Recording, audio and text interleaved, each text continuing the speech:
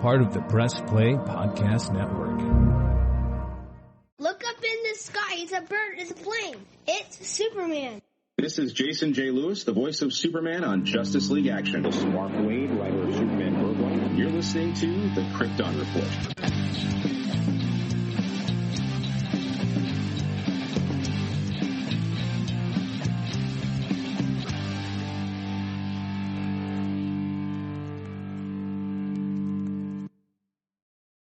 Welcome to the Krypton Report. I'm not going to read my huge intro because I'm getting over the flu, and my name is Tyler. I have with me, so I don't have to talk as much, the great Mr. James Cole. Hey. And so that James doesn't have to just talk by himself because I'm getting over the flu, I decided to drag our good friend Levi back. Welcome, Levi. How you guys doing tonight? Better than I have been. Yeah, I haven't heard much from Tyler this week. Normally we're talking every day, and I spent so much he's time been down. I've spent so much time, usually when I'm sick, I send out the joking, picture of Dean Cain with the, Kryptonite poisoning. But this time it was Christopher Reeves with the kryptonite poisoning, sun poisoning from Superman 4, I'm like, yeah, guys, hopefully I make it, fellas. But there's been some news, so let's get into some news and some talking points, and no more about my sickness. Number one, I'm alive. Stargirl has finished season 3 filming, so that's exciting. I think sometimes that's the show we forget because it always kind of premieres at the awkward time. We're not sure when it's going to air because they just started renewing shows, and congratulations.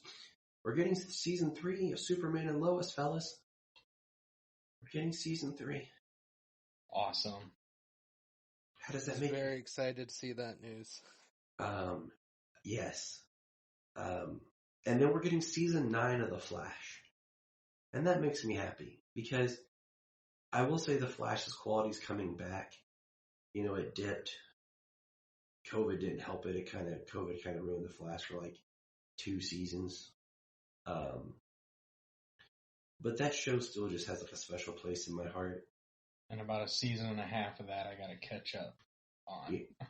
So, that it's still going to be around, just brings me joy. Anytime I'm watching it and I hear that theme music kick in and it comes on, I'm just it's this comfort for me. So I'm glad it's still there.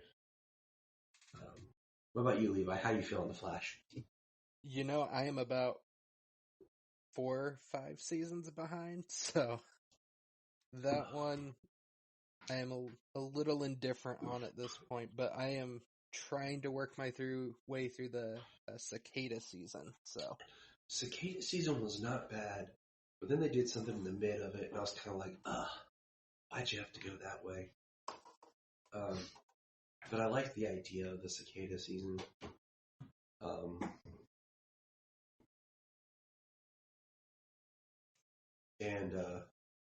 But I'm glad it's still there. The next thing is they'd announced a Riddler Year 1 comic. It's going to tie into the Riddler from Matt Reeves' The Batman. Did you guys see that announcement? Excuse me. Yeah. I'm interested to see that because I assume that because this is the reveal of the Riddler when he kills the mayor, there's stuff that he did in the prequel novel. I've heard snippets about. Speaking of the prequel novel, Riddler, I finally got mine. Did you? I haven't read it yet. I was on back order from Amazon. It showed up. So I'm going to try to get that thing this week. Keep going, James. Nice. So I'm assuming this Riddler Year 1 is from where we leave off in the movie, and for a little while. It'll be nice to see where a person who is, becoming the character on screen pictures where their character is going to go from there. I think the thing that has me really excited with the Riddler Year One is that Paul Dano is writing it himself. That's awesome. Yeah, He's exactly. a talented dude. That's what I mean. Like he got to portray the Riddler he gets to be, and now he gets to write the next year in comic format. So, James, you know how if I asked you earlier today, like, why is it so cold? And your response was, because we live in Ohio. Yes. I think it was yesterday. I was like by myself and I was turning the fireplace on, and just out of no reason, I started doing like the Riddler speech from the Batman, where he's like, "It was so cold. Every winter, one of the babies died. But poor Bruce." And I'm like, why am I just doing this to myself in the house? Like, am I losing my mind from being sick? I'm like, all right. Right, So, that's a little dark, stuck in solitary over there. I mean, yeah. So speaking of the Batman, let's talk, guys. So, first of all, Matt Reeves did an interview, and I shared that with you, James, where he was talking about that prisoner, the Riddler's friend, being the person who will be the Joker. And he was describing how he wanted to go back with the idea of like more inspired from Conrad Veidt, The Man Who Laughs, about someone who's being born with a damage so they have a permanent smile. And I'm like, okay, cool. I'm like what he's saying. Matt Reeves released the scene of like the interrogation talk between Batman and Joker a couple of days ago. And I will let Levi go first as our guest on his thoughts. Then James and I will go last. I mean, I was super excited to see it, and I enjoyed it. Definitely the shades of Mindhunter and a bit of Hannibal Lecter, like Reeves had talked about, hyping it up. Barry Keoghan as the Joker just intrigues me. He's quickly becoming one of my favorite actors, so I was excited to see it. What did you think about the scene and everything? I'm glad he cut it. I think it would have really slowed down a very well-paced movie. I'm also glad he didn't hold on for it for too long so we could all see it. But it made sense to me why it was cut, because it was very good, but it wasn't necessary. It would have been kind of just out of place in the movie. Okay. I think some people out there would, the only thing they would take away from that if it was in the movie is complaining that the Joker's already been locked up in Arkham Asylum. Like, where's that story? Yeah, you'd get those complaints constantly. I have a theory on that, but James, what are your thoughts on the scene? So I do enjoy the actor. I was very interested to see more of what there was. The premise of what Joker was supposed to be, basing it off of that character, and with the permanent smile. I mean, taking it back to the inspiration was a really great concept. And then we see the thing, and he's like, it's like his head is scarred all over. He's got tufts of green hair in places all over his head, and then his face, I mean, I don't know if deformed or mangled is the more appropriate term. He's grotesque. Like, yeah, grotesque. He looks worse than the third version of the Joker in Gotham. Yeah. I think grotesque is the best word for it. I think their interaction was great. I think there's a couple of bits in there, like I watched it a couple of times, and then I saw somebody post that the Joker takes a paperclip. Yep. So I was like, so when I saw that, I was like, oh, that's pretty awesome.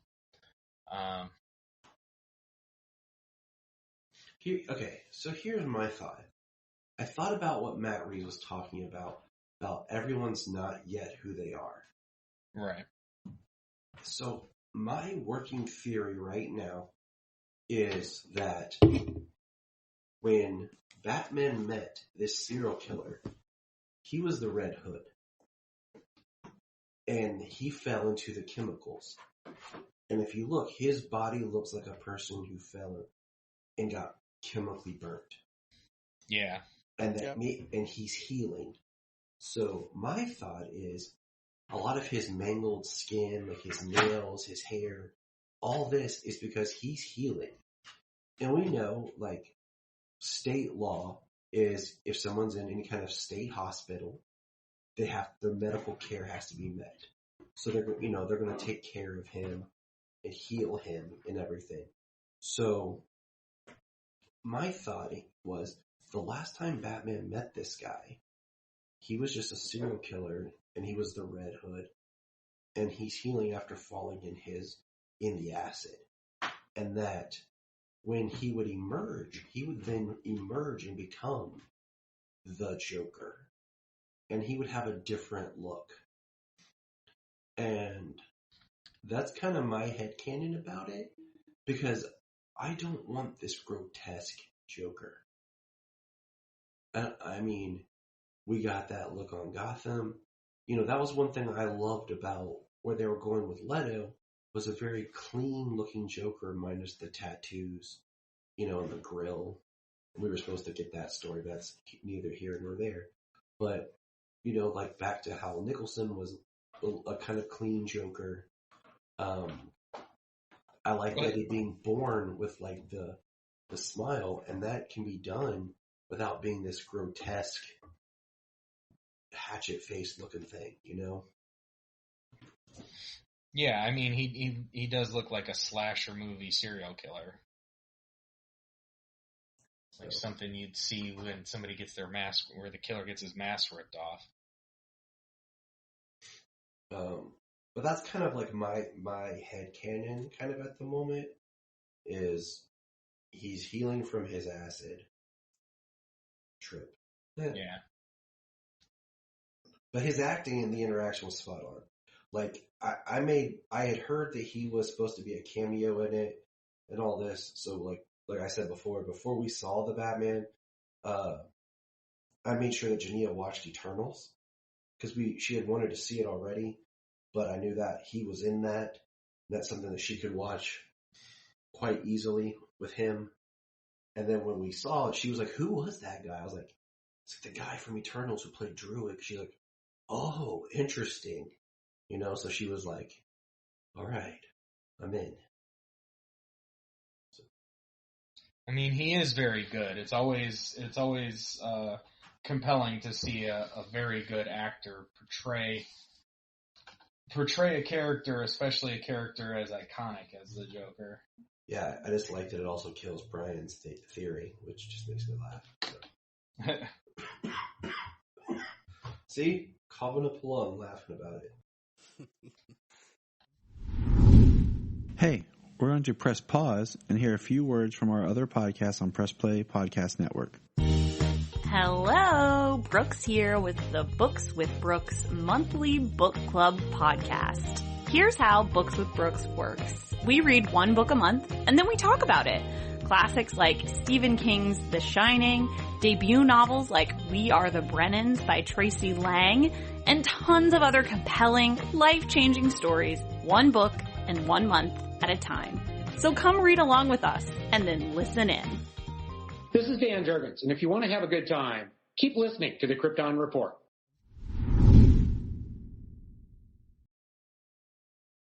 But all right, fellas. So, this week's episode of Guess Who Doesn't Live with Lana Anymore, starring Mr. Cortez and Lana Lang. It's our favorite character of Kyle. That's why we watch the show, right, guys? He's such compelling television. Oh, yeah, that's why I tune in. Kyle was a firefighting drunk. That's why I watch Superman and Lois. Right, Jania? Yep. Kyle. Everybody's favorite man. But no, seriously, we don't watch it because Kyle. Alright, so let's take the episode from the start, man. What'd you guys, just overall thoughts on the episode? Levi? Just overall, Yeah. the moments in the episode that were really good were some of the best, I think, in the season. Some of the little nods they did. One sequence there kind of in the middle was great. There was some stuff that really dragged on for me in this episode and had me going, can we get back to the story now, though? And I want to know what those are here in a minute. Oh, we'll get to them. Alright. James, what's your overall thought? Kind of a decent episode. Not entirely too much happens. Things do happen. But like a good chunk of the episode is Lana and Kyle, and they're just exchanging dialogue, discussing the debate coming up. And obviously it's entwined about their relationship because that's what they're preparing for. I'm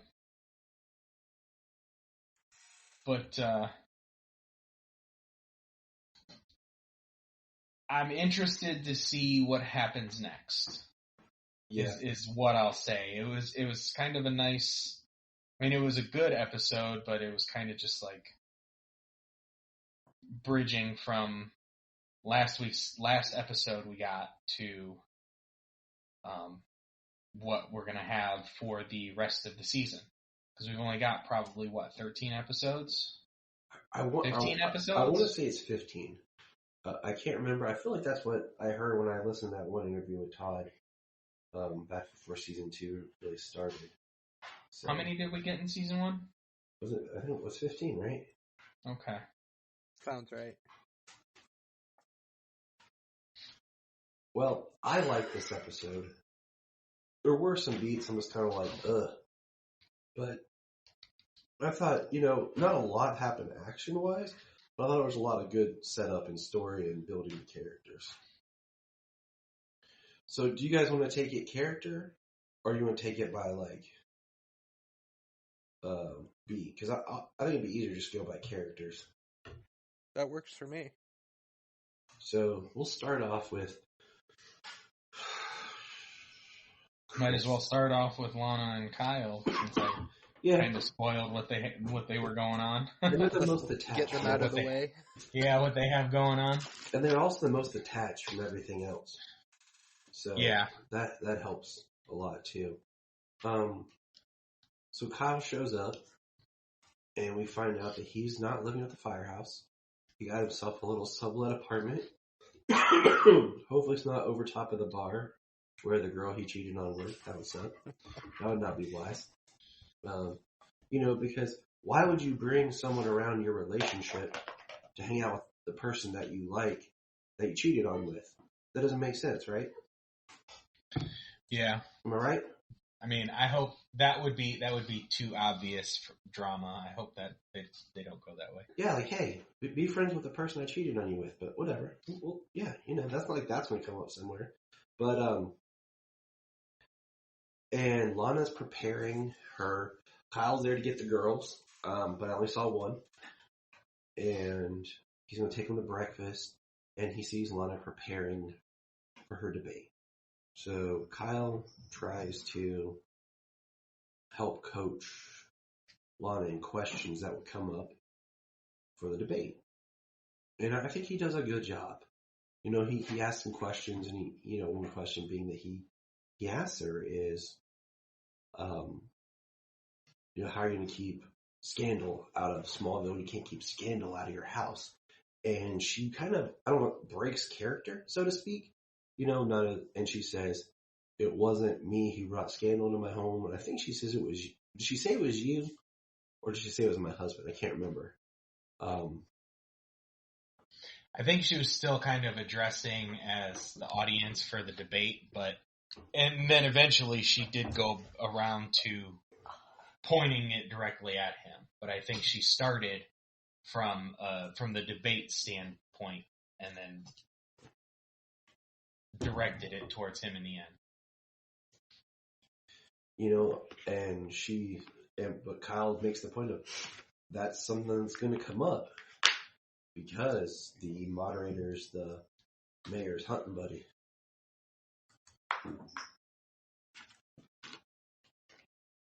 So I think the episode or the scenes that they had together were pretty good. I think they handled it both very well. She said that she wanted him to help because he's been there all along, and they have a good rapport with the campaign. They do have that interaction where she kind of blows up on him, but he accepts it because that's what she needed to do to kind of get past it and work on what she needed to work on, all the questions that they had. So yeah,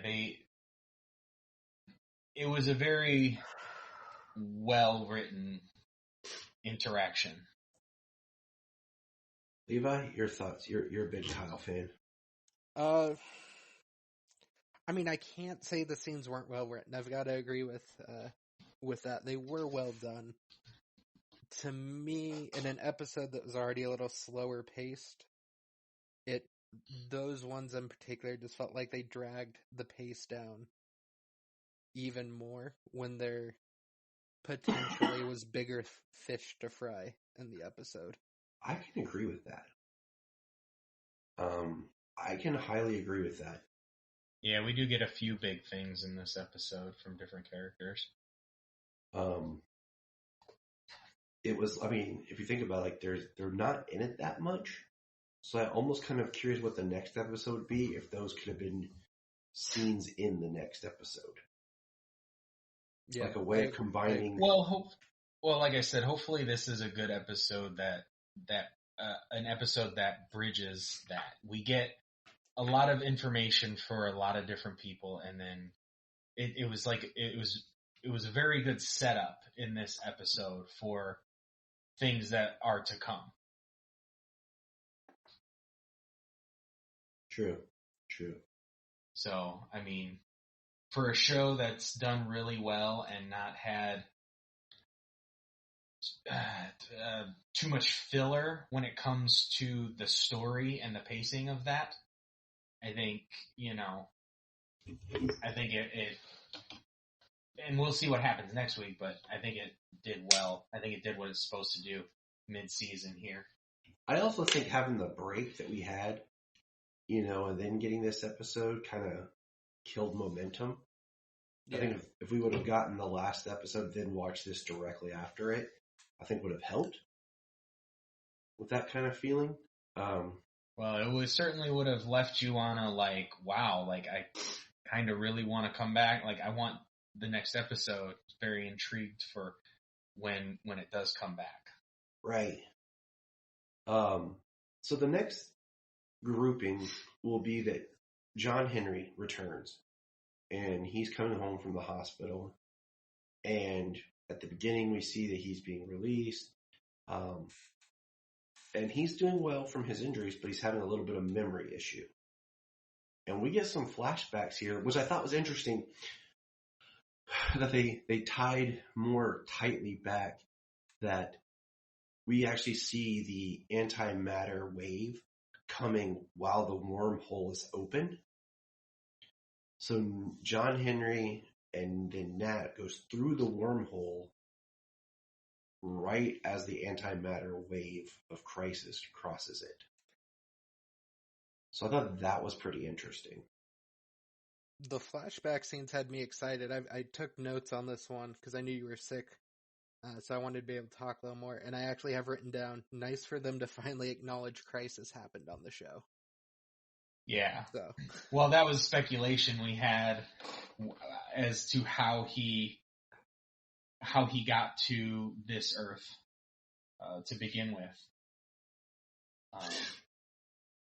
We had speculated that that crisis happened about the same time that he went through.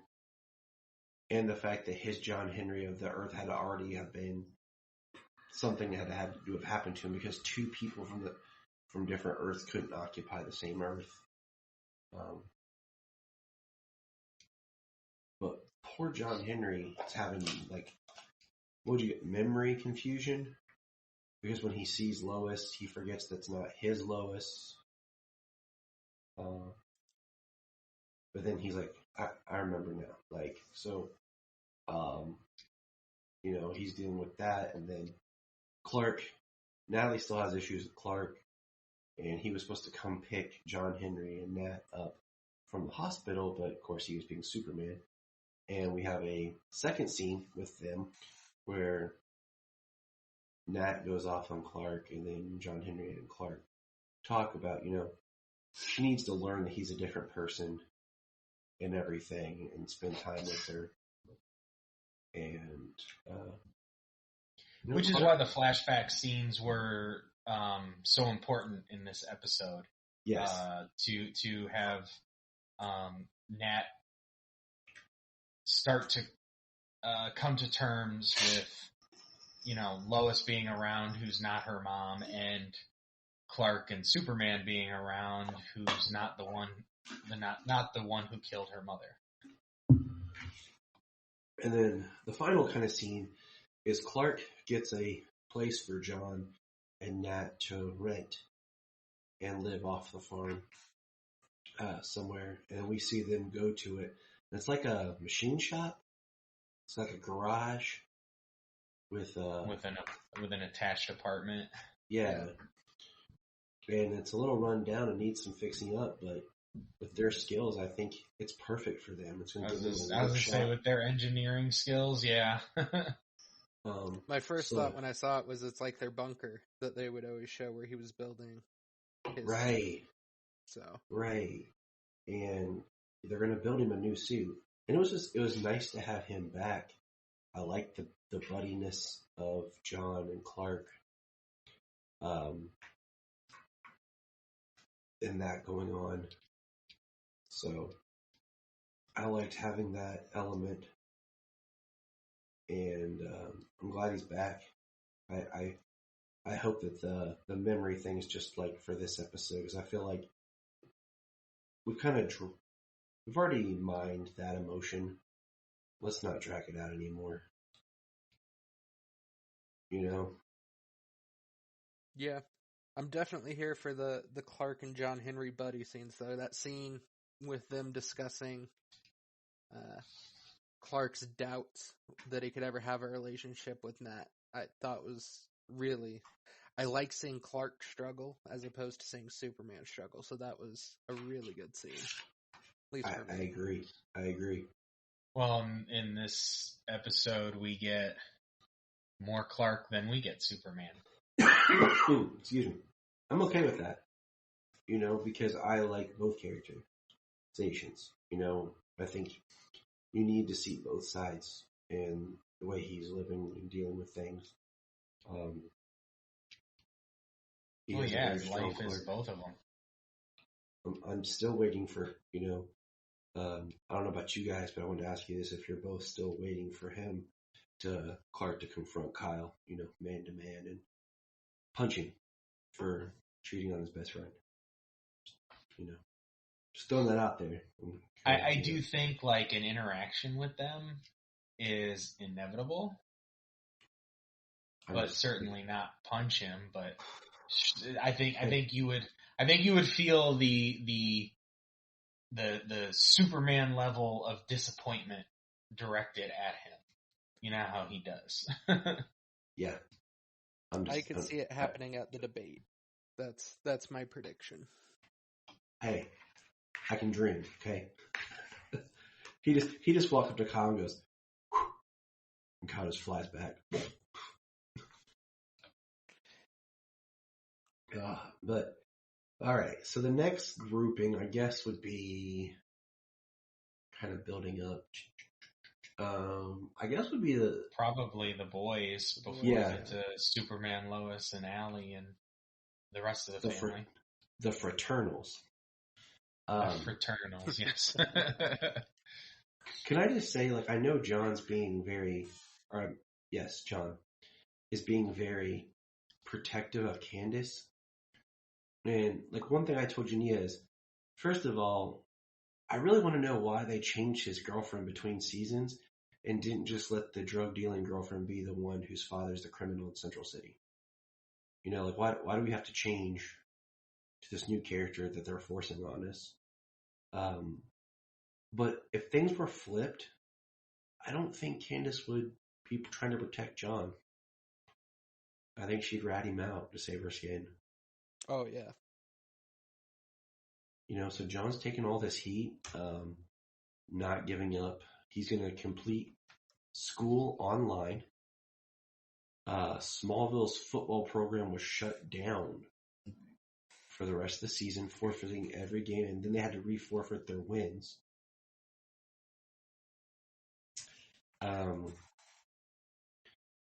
And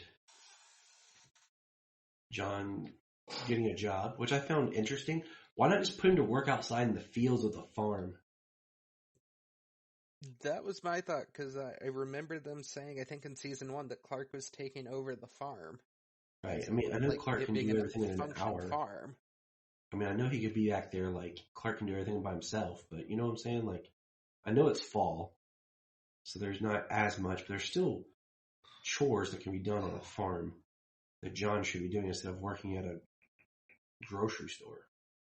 Like a little convenience shop, you know? I'm sure they could find something redundant for him to do on the farm. You know, go stack this wood over there. Now go stack it over here. Oh, dude, I would so make my kid do that. Right. As punishment chores, straight up. They're like, you know what? Now that you spend half your day stacking the wood pile on the right side of the house, I really think I liked it better on the left. Get to it.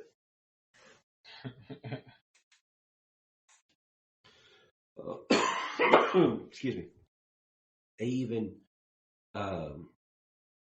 so Jordan is at school and hears some towny hillbilly dude hustling Kansas. They are in Kansas. I'm done. Peace, guys. Yeah, so the drug dealer who sold the XK inhalers to Candace is harassing her for the money that she owes him for the ones that got confiscated. She obviously didn't get to sell them. And it's a lot of money. And he's threatening her, and Jordan kind of steps in between, and then he goes away. And then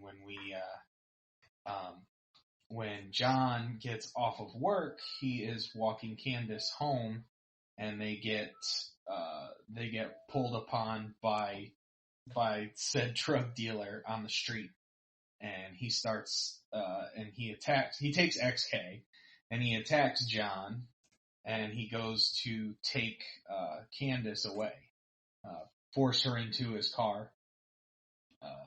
This is when Jordan is going to meet Sarah and her friend, what's her name, Andrea? Yep.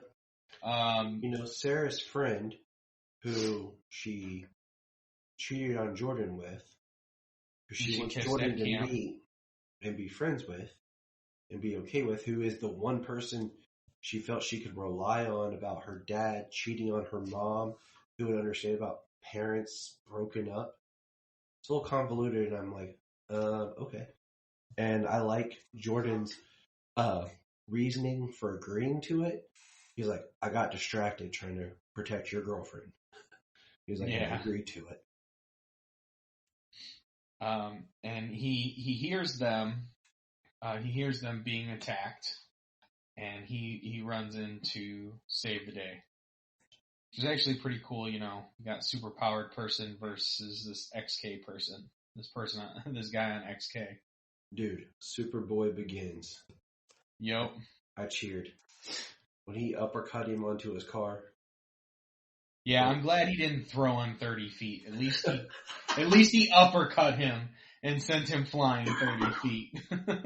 When he heard John yelling Jordan, he took off. Like, I was like excited. And like the way he like had the hood up and head down, you know, and then the way he ran away at the end gave me some Smallville vibes. I was like, I looked at Jinian and I was like, man, I love him. You know, Superman runs away like that. Maybe because I spent 10 seasons in Smallville. Watching him go. I also loved, like you said, with the hood up and all that, it gave me Superman Earth 1 vibes. The cover of that. Yes. That's what I thought. I was like, that is like just such a cool modern Superman look right there from a recent comic. Yes, I loved it. And what I found interesting though is when Jordan gets back and he's going to go meet Sarah, like his knuckles are a little bloody. And he's got a little, you know, cut and scrape on him from fighting another superpowered person. And he ends up just going home and then John sees him. I was like, what was I going to say? How do I explain this to her?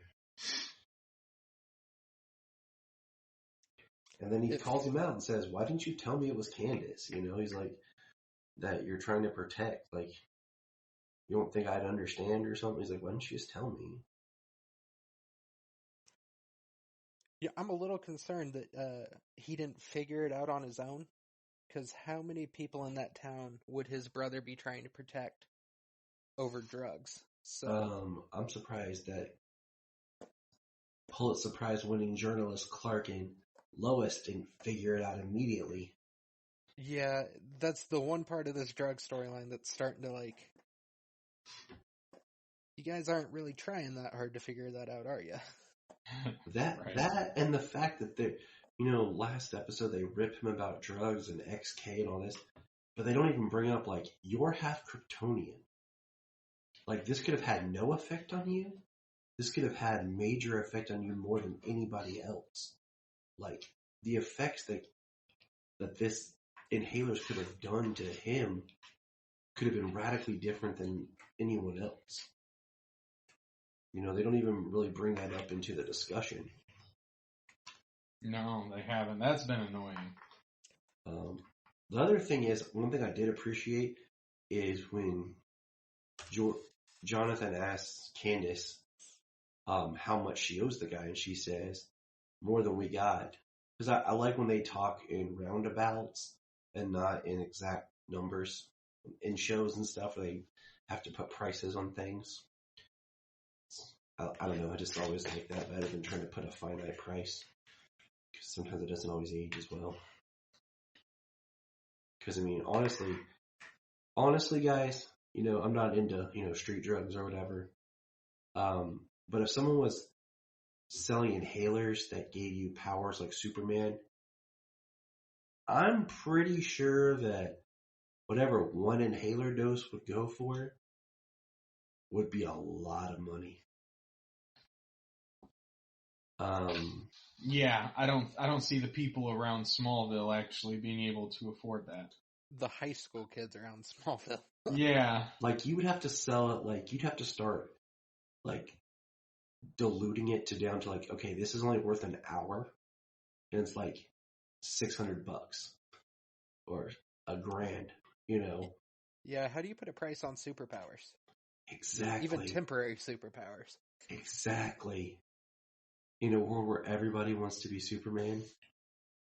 Like, so anyways, that's my one thing about the whole drug thing is how it's like, yeah, man, this guy just got some more inhalers. Where are these kids getting this money in this town that was drying up that Morgan Edge had to save them last season? We're not hearing about, you know, any crime sprees. Like, for sure. You know that mining operation is still banking big bucks. So, yeah, it's all shut down. So exactly. So there's the boys in this episode. Can we also say that when the Clark and Lois needed to communicate with the boys, they Rochambeau'd it? And apparently Clark always loses. Apparently. I mean, that's how it is. You always lose to your wife. Right, Enia? Yep, she's shaking her head. It's true. I lose. So now that brings us to Clark, Lois, Lucy, Anderson, Allie, Chrissy, and Sam. I was like, I know there was somebody else forgetting. Everyone else. So Chrissy, my favorite, not favorite person on the show, returns. And we find that Allie is calling together some of her members, and there's Anderson, and they're going to go to the mines and basically ascend. Okay, awesome. They're going to cross over, and basically they pick up Chrissy and they make her put on a hazmat suit, and those helmets look pretty sweet, not gonna lie. And they go, and we see that there's other members already in there with their suits on, so we don't know who they are. And while in the mine, people are starting to get sucked up, and they're like getting crushed and screaming and pulled through. And when Chrissy starts to get pulled through, she screams, and Clark shows up, saves her, saves Allie. So other people are getting sucked in, and then we see Anderson takes the medallion and goes through. And that's the big moment of that scene. We don't know if Lucy made it, because earlier Lucy sent a cryptic text, basically sounding like she's saying goodbye to Lois and Sam. And I'll let you guys take it from here. Yeah. The super save was pretty awesome. Yes. Being able to save a few people from from being crushed by the I don't know, Event Horizon, by the portal. The save itself was cool. I think the thing that stuck out to me the most was that music they had for it was very Zimmer-esque. It kind of reminded me of Superman trying to pull away from the Phantom Zone, the Black Zero getting sucked back into the Phantom Zone. Exactly, the same thought I had, yeah. It was an interesting build-up to that, though. The hazmat suits, Chrissy, like everyone slowly walking towards their impending death, it seems like. Willingly. And then, jumping ahead, Allie says, later that she wants to cross over still. But how? Because we were told by Anderson, because he came back from the other world, like he went under just like Allie did. This time probably more voluntarily, but he went under, and he said that Allie from that world said, "Come here now." Yeah. And the interesting thing is you have to have the pendant to physically cross over. And now both sides of that are on the other side.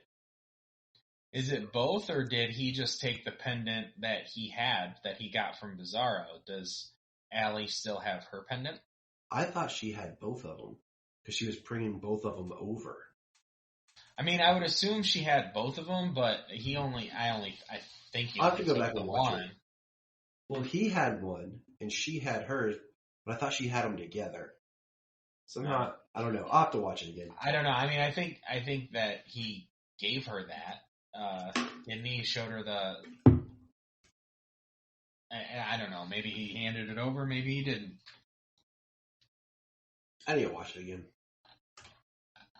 Well, I don't think they ever showed him hand it over. Like he goes to her because Superman's interested in her, saying she's bad, and then he shows her that he has the medallion from the amulet from the Bizarro world, and then we start this episode up, and he's waking up from the other world.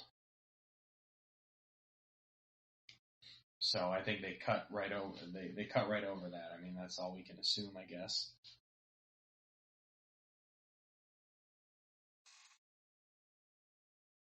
That's the one thing with the storyline this year. It's very unclear how any of the actual stuff is going to work, and I'm sure it'll be revealed, but it makes the scenes like this, the cave rescue and the aftermath, it makes them a little confusing to understand what actually happened. Right, because, I mean, so far all we've got, when the only characters we've had who's come into contact with their other self is Superman. And they talked about how them being in proximity of one another was powering them up, or powering Superman up. So, I mean, that's really the only hint we got as to the amulet or anything else. Because we've just seen it. We've seen it with her. We saw it with Bizarro. We saw that Bizarro took it from her on the other Earth and came over to this Earth. That's about it. Mm. I'm intrigued about where this is going. So, what do you guys think of the Lucy part to this episode? Levi, you go first. I will read you exactly what I had written down for this. I said the Lucy storyline is meh, and then as I was typing that, the twist ending happened, and I literally in all caps wrote down until the end. So, the whole thing, the Lucy storyline this season, I thought started out really good and really interesting, and then like what happened in this one was kind of boring until she reveals the twist at the end, where she drugged her dad.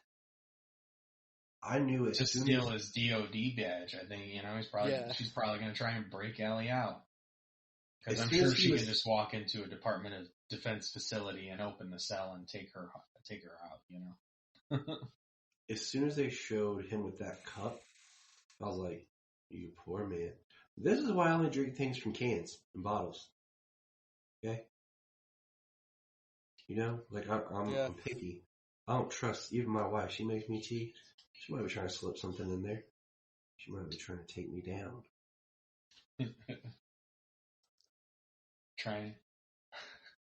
I don't know, James. If suddenly you don't hear from me for a while, check my coffee cup. Check your coffee cup? I think if it's been a while, she might have gotten rid of the evidence. Yeah, probably. But, yeah, I was like, oh, man. It's like, if I die under suspicious circumstances, don't trust anyone. Not Jania. Yeah. Not even Jania. Especially not Jania. Exactly. But, yeah, that was... I do think it's interesting that you want people to see the truth or what all accept this, but the only way you can get it is to force them by tricking them and drugging them into it, not letting them willingly be a participant. That just seems wrong for your truth-selling side. Hey, I want you to feel this. Make it happen. I know it's on the CW, so they've kind of had to beat around the bush with it, but like I would love to have seen them like flesh out the cult aspect of this way more. I agree. Because this actress and the way they're doing it, like, she is creepy. There's a creepiness to her, like, even for, like, just cult leaders in general. Like, side tangent. I was rewatching some episodes of Boy Meets World the past 2 days, and, like, one of my favorite episodes is when Sean tries to join the Center, which is basically like a cult. And just the guy, who's the leader. And yeah, that's a comical version, but even then, like, that type of mindset of a person. Did you watch Boy Meets World, Levi? I know exactly which episode you're talking about, so. Second tangent. So I decided to watch some key episodes from Girl Meets World. Like, I was like, because I had seen like 1 or 2 episodes before. I was like, man, I'm going to watch the ones where like the previous characters really pop up. And I was like, man, I always love Mr. Turner. So I watched the first episode with Mr. Turner in Girl Meets World, and it mirrors the first episode of Mr. Turner in Boy Meets World. But what's neat is the teacher that they bring in to teach English is teaching the students The Dark Knight Returns. Yeah, I remember watching that. Yeah, I was like, okay, that's dope. Yeah, it sounds like an interesting episode. It was. It was. And it was just cool to see Mr. Turner back to you. But all right, back to this episode. The whole cult leader thing, I think, yeah. Did you guys ever remember the show that came out called Cult that was on the CW? I don't remember that one. It only did I remember one the following. The following was, dude, the following season 1 was great. Season 2 I dropped off. It got too crazy. Yep. Cult was like a TV, I'm trying to remember it. It had a bunch of quote unquote CW players, like people that you'll look them up like, oh yeah, I seen you. And I can't remember if it was before or right after the Vampire Diaries because I had one of the people from that show. But it was like about a TV series about a cult, but it was like tied into like a real cult. It was an interesting idea. It only lasted one season. The main dude who was like the cult leader or whatever was the one that played the Clock King on Arrow. So it was interesting. But, well, that guy is a good actor. Yeah, he is a good creeper. Yeah. I think he could play that. I think he could pull that role off pretty well. But any other final thoughts for this episode, Into Oblivion? The only other thing I'd touch on, the scenes with Lois and Clark. These two have to be kind of the best pairing I've seen of the characters in a long time. And every time they just have a scene with the two of them, it's one of my favorite scenes in the episode. And they had a couple in this one, so that was always nice. I agree. First of all, I'm going to go on a tangent here. I hate the Christopher Reeve and Margot Kidder, Lois and Clark dynamic. People say that's their favorite Lois. That's their favorite Lois and Clark. No, not mine, because they never had a really good relationship. She loved Superman, and then kind of like Clark, and then, there's that whole muckiness of him giving up his powers, blah, blah, blah, blah, blah. No, she was never really good to Clark. They never had a chance to cultivate a relationship. Okay? I hate Kate Bosworth as Lois. That's on record. And then we've had some other, couples that have had a chance to try to cultivate and show a really good relationship. But these two nail it. I mean, they have it that says that they are this couple and they've had history together. And I love it. Like, it's the best part of just really helping ground the series. Yeah, I just buy it when they're on screen together that like this is who Superman fell in love with, and she fell in love with Clark and not Superman, and it's just such a nice change. And like the scene where he's comforting her on the couch is just so nice. Yeah. Yeah, the episode last season, I'm sure it's on record when we were talking about it last season, the flashback episode where Tal was in his mind and we got to see the past and the history, and the way that those two got together is one of the best episodes of the season. They have an amazing relationship in this series, and I liked the scene where they're on the couch at the end of the episode when Jonathan comes home and where have you been? I promised to walk Candace home, and Clark's is very stern. Store or the house. Anything else you need our permission. And then Lois has, her, like, that's fine, but, there's a limit to how long it can go on. Very nice scene, very good discussion between them. They're so good, together. I don't know if I would say she's my favorite Lois Lane. She's not my favorite Lois Lane, but them two together are fantastic. She's in the top 3. Without sitting down and having to like etch it, in stone here. She's in the top 3. I'll just say that. Yeah, she's doing great. I don't dislike her in any way. I want to, that's make that clear that that's not the case. I don't dislike her in any way.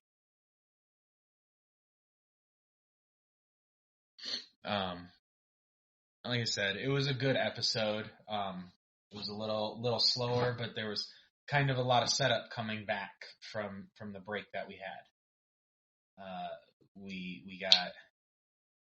We had Bizarro before, and now what's the ultimate end game for the rest of the season?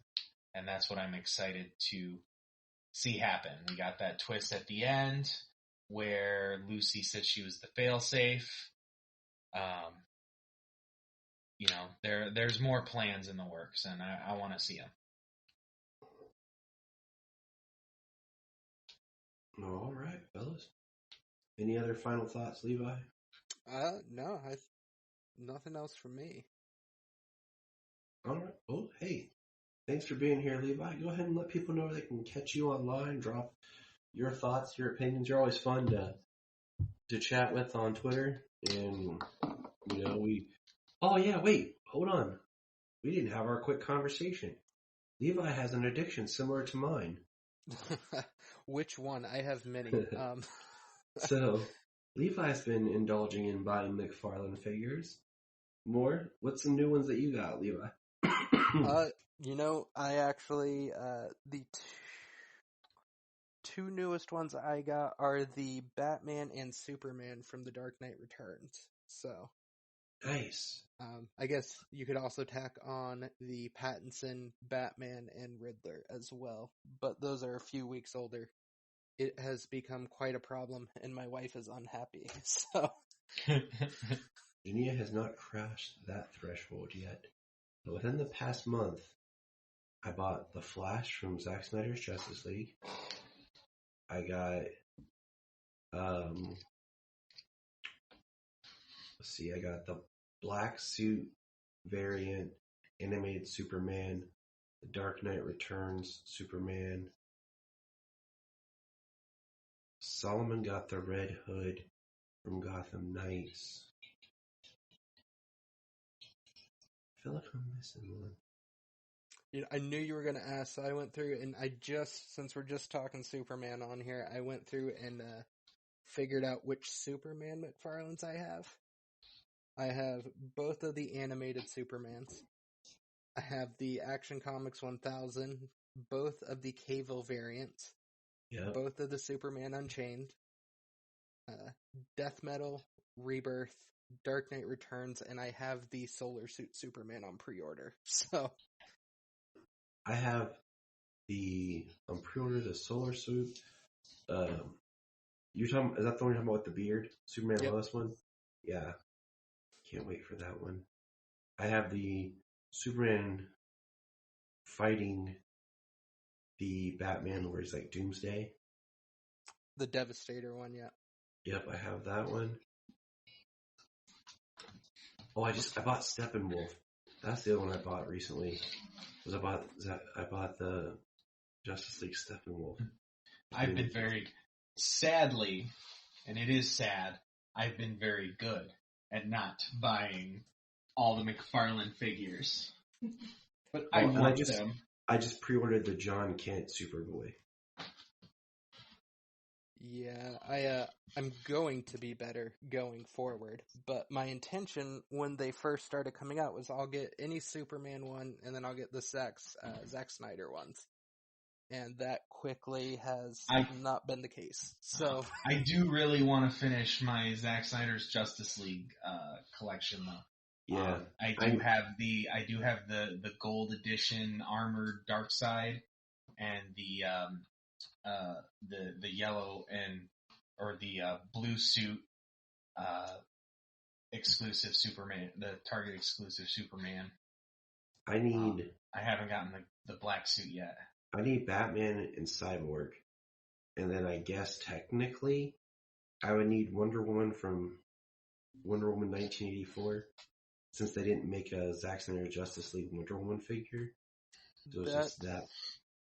That's the one I have for my Wonder Woman in it. But I think the only Zack Snyder one I am missing is the unmasked Batman one.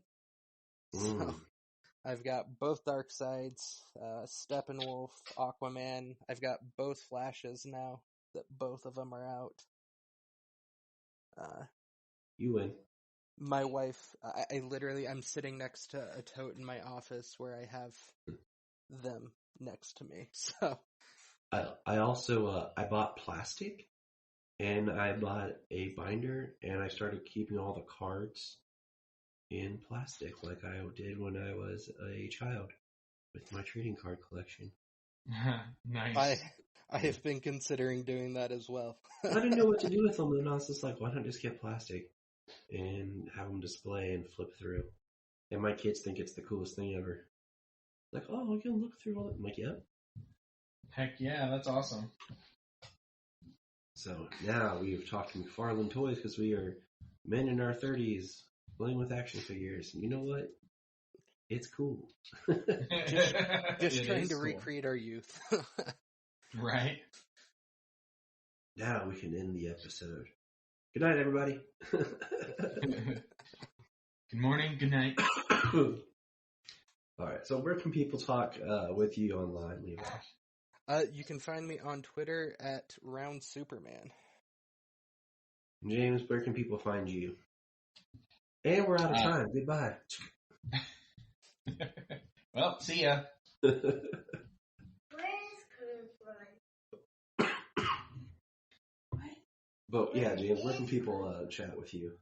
Where's Chris one? I'm on Twitter at SupermanRed_KR.